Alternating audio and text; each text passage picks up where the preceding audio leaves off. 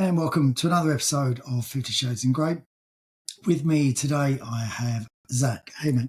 Thank you for having me. Thank you for walking upstairs. Thank you for walking up the stairs. So it's Sunday evening. We're doing this and just finished dinner. Had a little dinner. I'm in my loungewear, ready for my evening. This is my loungewear.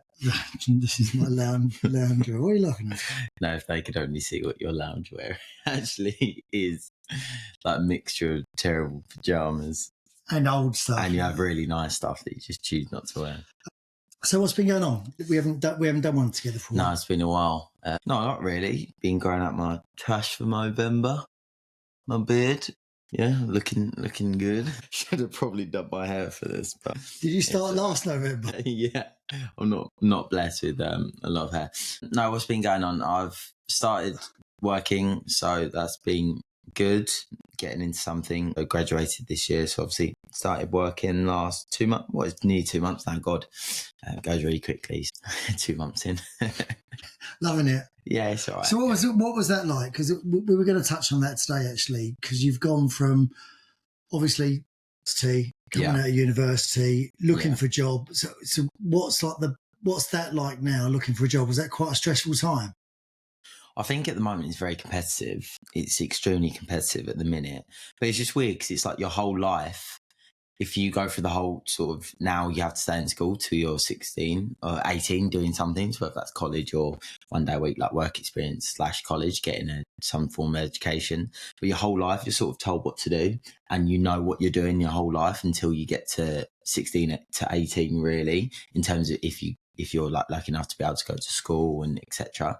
And then you almost get to the point where you suddenly, it's a bit of a free-for-all, and then it's like, right, either go choose what you want to study at university, but I feel like a lot of people go uni who don't know what they want to do, just to give you some extra time, just to prolong that period. Just to go to university. Yeah, just to do something, have a great experience, or study for something that requires it, be that law, medicine, I don't know, or just because you want to study.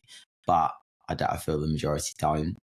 And then, yeah, it's like then just looking for work, and it just hits you, really. I don't know. It's just weird because your whole sort of 18 years, it's sort of dictated to you, and you're sort of not spoon fed, but you're told what to do, and everyone's doing the same things. So everyone, your friends at the same age, is on the same pathway. So I know where I started with some friends, I can literally compare my whole journey with those people in my same year, if that makes sense. Yeah. Like everyone's doing the same thing for the first 16 years, and then suddenly you're like, right, now what do you want to do? Now you start applying for jobs, or so how was weird that whole process of applying for jobs? Because I've obviously been around when you've been doing a lot of the interviews, and interviews have changed massively now. Yeah, definitely. From when I, used to be, you apply for a job, you go along and actually meet someone face to face. No, it's extremely extensive, extremely time consuming, depending how much work you put into it. But I think I hope the more you put in, the more you get out of it. But it's a lot of, I don't know, I feel more and more people now are looking at it like a numbers game, in terms of do as many applications as you can and hope for to get a few and then convert. And a lot of people are just applying for stuff just to get experience, which is what I done. Maybe you apply for a lot, even if you don't really want the job, just to go through the process and just practice interviewing. But it's really extensive. It's no longer the days of just submitting a CV and then going in, having an interview. Like, if you're actually meeting someone face to face in person, you've got extremely far for a job. Obviously, this is jobs that require maybe more than one interview, so maybe part-time work won't be like this. And we've seen, obviously, with the involvement of AI, it's just a lot now in terms of submitting CVs. They're sort of screened by AI most of the time, so it's changed a lot how your CV is interpreted. Also for bias reasons, just with different classes or ethnicities applying for jobs, just to make it fair. And just the whole process, really, just how many stages there are now. It's just so extensive. It can be quite daunting for people, especially if they're not used to it. And it can be quite scary. But I mean, I've been quite surprised by how many you've actually had before you've really got to see someone in person. Yeah. I mean, there's been 5 or 6 sort of rounds before, and sometimes listening in, you're talking to people in an interview process that are probably only a couple of years older than yourself. Oh, definitely. Yeah. It is weird in terms of the dynamic and in terms of how you're best suited individually. Like, for example, I think that I'm best in an interview. I feel that my trait, not saying I'm incredible, but I'm saying my traits where I feel most confident is probably from the interview stage, where all sort of the prelims and the prerequisites a bit your first screening with your CV, then maybe numerical tests, logistical tests, and time. Now there's a lot of recording answers on the screens, which is extremely difficult.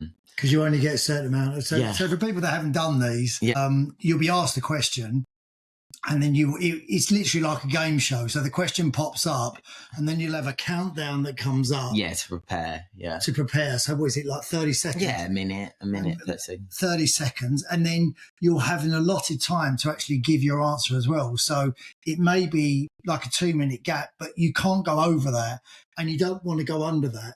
So no. It's a real pressure situation. If you're not used to it, 100%. But it's funny because obviously I know your audience is a little bit older, but I had my auntie's down last week, mum's Auntie Alex, and she won't mind me saying this, by the way, but so I was talking to her saying, how's work? She was sort of looking and have applied for something, and it's just, she had a role and it was to do that. This was a while ago, but she had to go through that interview. So this for a job, she had to do a recorded thing, never heard of it. And she was talking to me about it. She was like, this is ages. She said, they just want to show that I'm older so I don't get the job. She went, they're going to laugh at me. And I went, no, Auntie Alex, like, it's absolutely fine. Don't worry about it. You just got to look at the role, know the role you're doing, and just prepare. And like, at the end of the day, treat it as practice.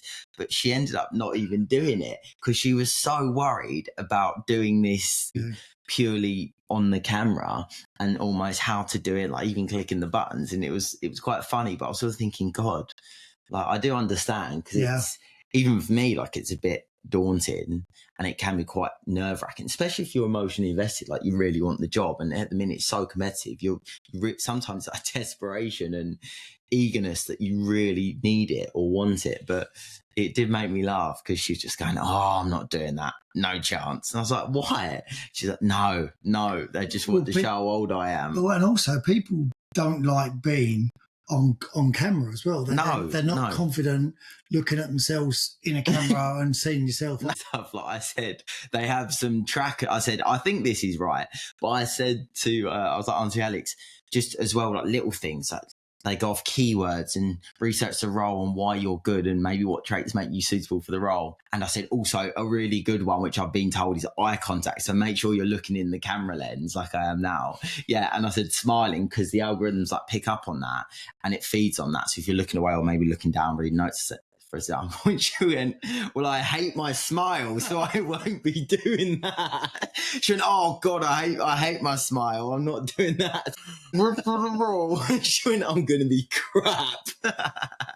She was like, I'm not going to apply. But then you'll have some people just looking at the camera and going, hello? Don't take that word for word, people. If you don't get a job, don't blame it on me. So anyway, fast forward, you're in the job now, been there a couple of months. Yeah.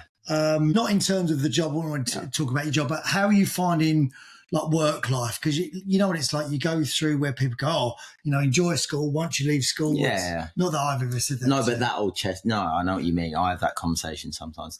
I think for me, I'm hybrid, so I'm 3 days in. I think a big factor is our train fare is very good. We're on the Elizabeth line, not giving too much more away, but it's one train in. It's very convenient. Yeah. So I think that makes a big difference. That train line's been playing up recently. It's still a good train to be on. So I think the journey makes a big difference. In terms of being in, I feel, I mean, God, I've got years of this. So I'm enjoying it. I like being in a routine. It's also sort of personal stuff for me at the minute. Like, I'm not playing football. Like, that's been difficult. So having this has given me something to focus on, like smashing work. I think mentally I've needed that, and just trying to do as best I can at work to distract me from sort of my own personal life, like things that are maybe challenging or I'm trying to push through. But in terms of like the uni thing and just school, like they're your best days. I think it's different. Like, I know you talk about school and you don't sort of talk about it in the great light that I do, in terms of, I didn't love school, but you say you hated school, where I feel really privileged to have gone to a really good school. I've been really lucky in my education, but don't worry, I didn't love it. I didn't look forward to school every day, but I didn't like you said, I didn't go, oh God, I've got to go to school. Yeah. But I think what I took for granted at school, there's two bits of it. Don't get me wrong. When people go, oh, school's the best days of your life, do I miss having double science or double biology on a Monday morning or maths? No, and like doing that for 6 periods a day, 6 lessons a day and every day. Not necessarily, and studying is really difficult. Learning that way is really difficult. No, but what I do really miss is seeing your friends every day, especially your closest friends. You take that for granted. They're there every day, and you get to spend time with them, and you do not mess around like this, because I shouldn't be promoting that, but you do have a great laugh at school, and it's like being with your best mates.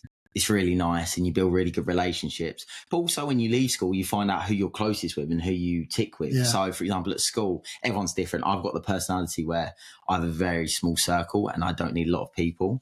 But at school, you're surrounded by so many people. And when you leave, you find out who you're closest with.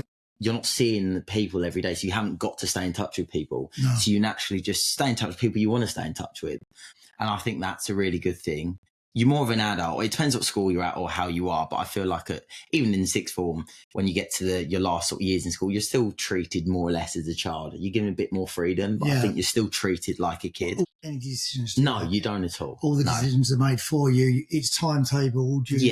You've just got to show up more than... because if you don't show up, they're not so bothered. Not at all. And you're given more freedom, but it's still... you've got a lot control freedom. That's the best way to put it. So I don't miss certain aspects of school. I really miss other aspects. I'm really missing the boys every day and having lunch or messing around. But in terms of studying, especially after uni, I'm so glad I'm done with that. I don't miss that. And I quite like being older now and doing other things. So I'm not one of them who's reminiscing and wishing I was back at school. So how about office life? Are you enjoying sort of that? Because that's similar to school where the people are... No, I'm with you. I'm very lucky in where I am. I've got a really good group around me and my office is really cool. So I feel quite lucky in terms of the people I've got around me, because I make the day go a bit quicker and quite easier. Like I said, they're all really nice people, so it does help massively. But at the end of the day, you're all there for a reason. I feel like what's different with school is that you've got to be there. At work, you're almost getting paid to do it. So whilst not everyone loves the job and wants to be there, you're almost there because I don't know, it's that thing, do you live to work or work to live in terms of, and I think that's completely independent to each individual and the connection you have with your job. So I don't mind it. I like being in there in terms of the community. I think it's really good for me at the minute, but I've just started. I can't speak to how big 5 years down the line and comparing it to school. But I think it's good. First paycheck, how was that? I mean, it was, it didn't feel, I don't know, just doesn't feel anything. Did you sort of look at it and think, hold on, where's that amount of money going to? I thought I'd be like that, to be honest, but I just don't. I don't know, because I've been done part-time work where you're used to getting, or I've done a few like photography jobs, or like I've done a few modelling jobs where then you get invoiced. So sometimes got good rates for that. It's exactly the same, really. Yeah. It's just, it's coming at the end of the month. But I think the difference for me is that, especially with sort of my lifestyle and I'm not out that much, is I don't really spend a lot. So I feel like with some of my mates who spend so much money, it's like that thing of, God, I can't wait till the end of the month to restock the bank account and pay off the credit card. And spend it all again. Yeah, exactly. Where for me, I'm just saving. So that money really is just sitting there anyway. So did you treat yourself in any way? Did you buy something? My spending patterns hasn't changed. I probably just am taking more liberties, not spending more at home. But I'm not actually doing any more, to be honest. Like, your mum still don't make me pay for it like a lot at all. So I'm not really. There's just more coming in for me, but I sort of needed it. On that, my next question. Right. No. So. I was going to ask you as well, because you went to see I was going to talk a little bit about films, because you had a night out the other night and you went to see... Zanetti, yeah. You with Tia, and you went to see... Wicked. Yes. You wasn't looking forward to it, was you? I wasn't. You are not. Sorry, guys. You are not a big musical fan. No, I mean, there'll be a lot of women watching this who probably have heard of it and excited to see it. So I would say, I'm not really into It's musicals, isn't it? Yeah, it's a musical. Yeah, I'm not really into musicals, but I can appreciate that it was very good, and everyone watching it who obviously loved it, they thought it was sensational. It was making me laugh because when we got there, it was opening night, so everyone was dressed up, like loads of women were dressed up like girls, like in pink and green, like the themes. Okay. Like fully dressed up. I don't get that. No, I don't at all. But anyway, so it was rammed. It was at the Odeon, Leicester Square. So we're going through and everyone's like, there's all the merchandise as you do when you're queuing up for popcorn and drinks. And then everyone's getting like these really colourful buckets. And I'm walking through going, oh no, like Tia was like, oh, I've got to get one. So I was walking through and then I just saw the Gladiator section. I thought, yes. Yeah, it's time. It's got to be done. And they had these spiky helmets and stuff. So when we got there, I just picked up this Gladiator cup and I just held it the whole way around. And I was like to people, yeah, Gladiator. It's like the manly sort of, yeah, I'm seeing Gladiator. And then when they gave the popcorn, I was like, I'll have that one right there. I had the Gladiator guy on it. I even got on the train and this guy went to me, was it good? And I thought he was talking about Wicked. I was like, yeah, the singing was unbelievable. He was looking at my popcorn going, like, because obviously I had like the guy in it, the actor, I forgot his name. The singing in Gladiator? Yeah, I was like, like honestly, the dancing was phenomenal. And these guys looking at me going, yeah. And I was like, oh, really good to see it. And then I was like, and a minute went past and it was really quiet. And I was like looking down at my popcorn. I was like, oh, shit. And I was like, sorry, Gladiator. Yeah. Great. Rubbish. I haven't even seen it. And I was like, yeah, don't watch it. I've heard it. Yeah, it weren't very good. It was funny. I'd say I watched it actually with Tia. When she was around the other night. You didn't see it out, but we started watching the Harry Styles film, Darling by Me or something. Yeah, that's on Prime at the moment. I think it's on Prime at the moment, on Netflix. One of those. Yeah, it's one. You know, like when you watch a film and you get to the end of it and you just go, "What? No, that can't be the end." It was such a disappointment. He was okay, actually. You wasn't a fan, was you? I think what it made me realise is that, I thought. He did well in it, but it makes you realise how good the actors are. Because you can tell the difference between someone that's just started and someone like, I think it was Chris Pine that was in it, wasn't it? Chris Pine and Florence Pugh, I think. Yeah, they were so much better in their roles, and not that he was bad, just that they've been doing it of the game. Yeah, different levels of what it was. But the end, you know, like those films that you get to the end and you just go, what the. I read the plot and I saw. It just drives me out the wall because it's just such a way. And then you have too many questions. Like, well, what happened there then? Yeah, like, it's lazy. It's just lazy. So trying too hard. But yeah, I was going to watch a Christmas film, but we ended up watching that. So talking of Christmas, looking forward to it. Yeah, I think it just starts way too early here. Some people love it though. It's just been October and we've just had Halloween and people have already got Christmas trees up. Yeah, next year, honestly, people will be trick-or-treating and they'll have Christmas decorations up. Whilst giving Easter eggs. Yeah, whilst giving people Easter eggs for Halloween. It's just too early, but not feeling Christmassy yet, but London started glowing up, I'll call it. So London's great at Christmas though. It is beautiful. The week leading up to Christmas in London is really buzzy. I really like it up there. Winter Wonderland's up this week, so it's always hard though.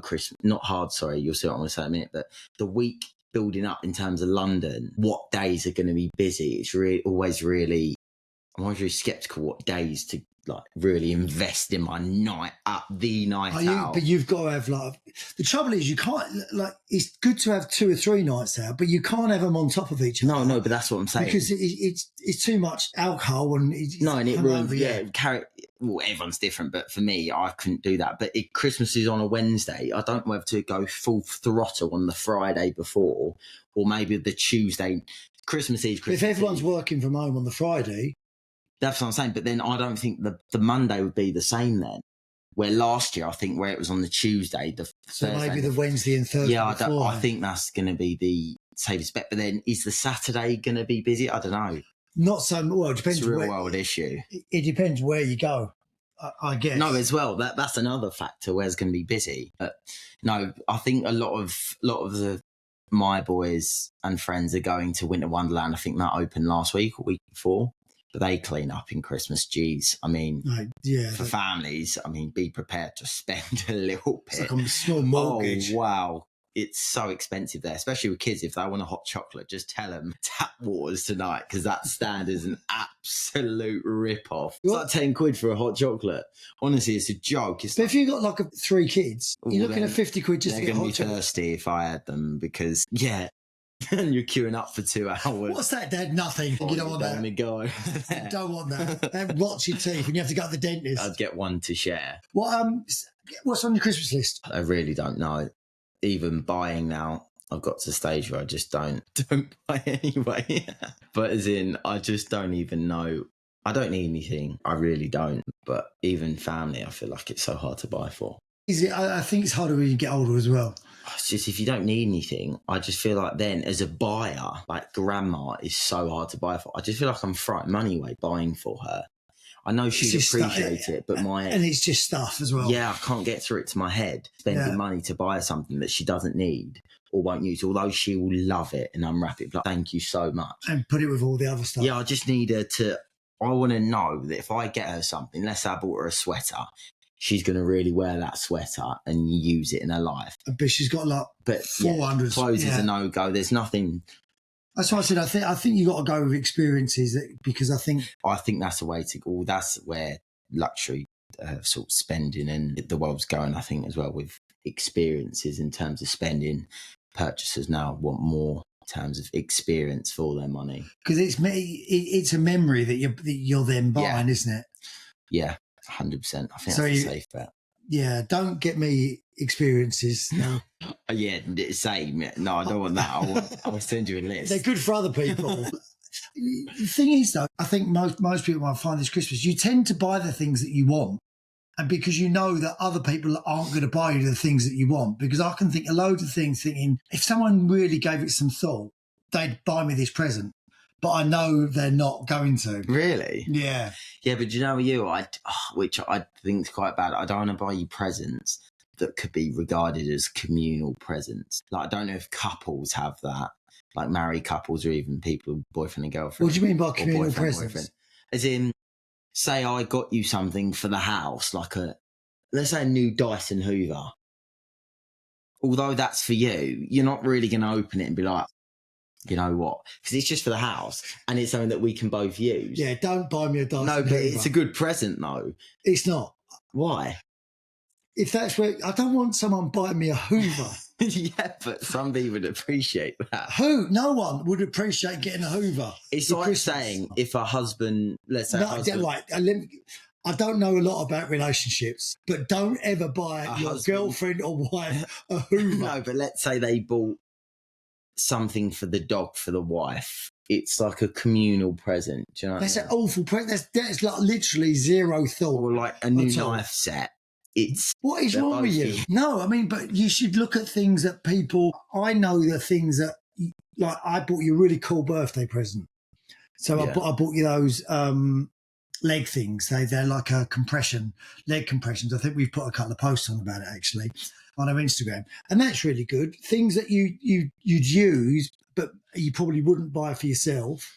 Those sort of things. I think, but you just need to put some thought in it. I think that's the bottom line, is what I'm trying to say. You need to put some thought in it. Mm. Could that thought be written down on a piece of page in terms of a list? Yes, and it's going to say, "Don't buy me a freaking Hoover." That's what it's. That's what it's going to say. So Christmas, myself and Zach were at home this year. Sometimes we go to friends, which has been brilliant the last few years. Actually, we had a great time there with those. But last year we spent it with my mum, which was nice, and her boyfriend. And this year they're coming to us, and me and Zach are going to be doing the cooking, aren't we? We're going to get 4 or 5 little dishes. Do you know what you're going to be doing? Yeah. Yeah, the Yorkshire puddings.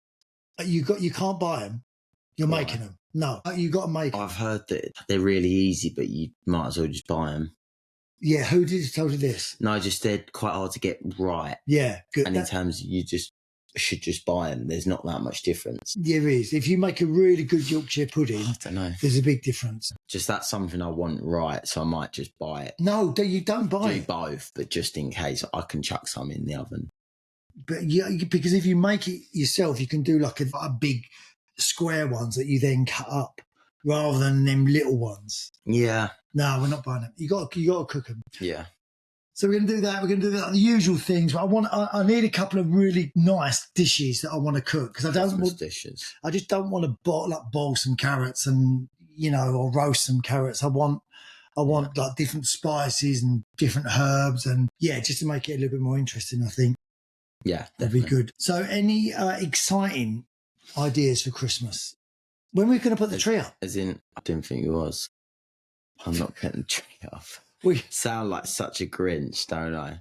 We have got to put a tree up, mate. Getting the tree down, putting loads of baubles on a tree. Yeah, no, we have to get it down. It's in the loft. That's why we don't host. No, and otherwise it'd just be like mum coming round for a roast dinner. She'll appreciate it. Yeah. So what do you mean Christmas ideas? In terms of what we got, like games that we're going to play. Oh, okay. I think we should hide Vic, and then Mum's got to find him. Hide Vic in a cupboard. He's hard to hide. He's 6'5". He's a big lad, isn't he? Yeah, he's massive. Wouldn't even fit in that wardrobe. So with the rest of the year, the new year coming up, what are you hoping with New Year? Next year? Yeah, next year. Any plans? Not plans. I want to book some holidays in January. I want to see with work if I could go and work in the New York office and see Uncle Marcus Art Illustration stay there. That'd be amazing and still technically work, so I wouldn't have to take its holiday. In terms of, I want to book a summer holiday because the weather has been shocking here, but the summer was so bad, I feel a bit let down. I need a bit of heat. You need to be back playing as well, don't you? Yeah, most importantly, I want to be fit and get my body sorted. And get back on track. Yeah. Well, guys, it was only a little catch up with me and Zach today. Thanks for joining us. Get any good Christmas recipes for really spicy parsnips or cool carrots. Cool carrots. And the best way to do the roast potatoes as well. Love to hear your ideas and suggestions. Thank you for joining us. Make sure you follow Zach. Thank you. Thank you for joining me, mate. And we'll try and do another one before Christmas and get Zanetti on here as well. And we'll catch up with you soon. Make sure you follow and subscribe. And thank you for joining Fifth Chosen Grey. Bye-bye.